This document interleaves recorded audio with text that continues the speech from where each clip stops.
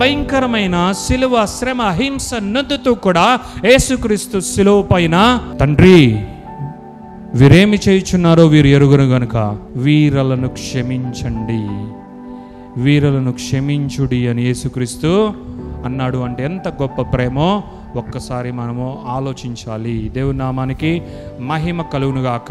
సిలువ పైన ఉన్నా కూడా ఎవరైతే గుచ్చుతున్నారో, ఎవరైతే పొడుస్తున్నారో, ఎవరైతే ముళ్ళ కిరీటం ఇంకా బాగా లోపలికి ప్రెస్ చేస్తూ ఉన్నారో, ఎవరైతే కొరడాతో కొట్టారో, ఎవరైతే గుద్దారో, మొత్తారో, ఆయన నలగగొట్టారో, ఇంకా రకరకాలుగా మేకులు కొట్టారో, సిలువ మోయించారో, ఎన్ని శ్రమలు హింసలు ఎంతమంది అయితే చేశారో వారందరూ కూడా ఆయన చుట్టూనే ఉన్నారు. అలాంటి వారు ఉన్నప్పుడు మనకైతే ఎలా ఉంటుంది? చాలా ఈ భూమి మీద అంతా చాలా మంచివాడు అనబడేవాడు ఉన్నాడు అనుకో, ఆడికైనా ఎలా ఉంటుంది? ఏ భేదం లేదు, అందరూ ఒకటే, అందరి స్వభావం ఒకటే. కాబట్టి యేసయ్య మాత్రమే డిఫరెంట్. హల్లెలూయా.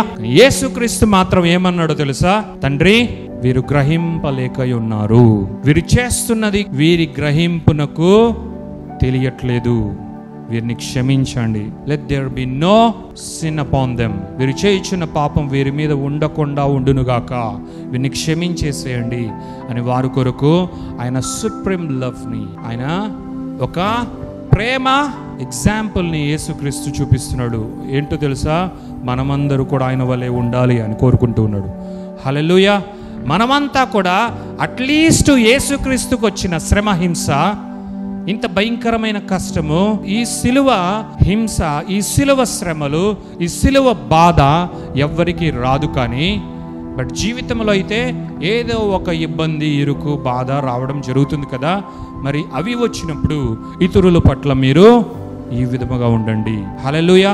మీకు హాని తలపెట్టిన వారిని సైతం మీరు ఆశీర్వదించుడి, వారికి హానిని తలపెట్టొద్దండి.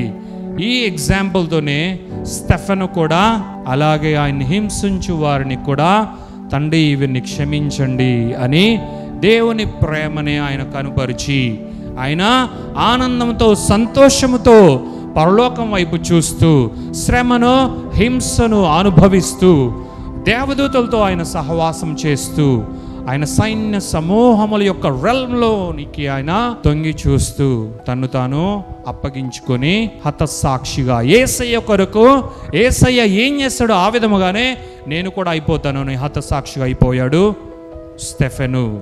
హల్లెలూయా. ఇలాంటి నిష్కల్మషమైన ప్రేమ మనము కలిగి ఉండాలి. ఇలాంటి నిస్వార్థపూరితమైన ప్రేమ మనము కలిగి ఉండాలి.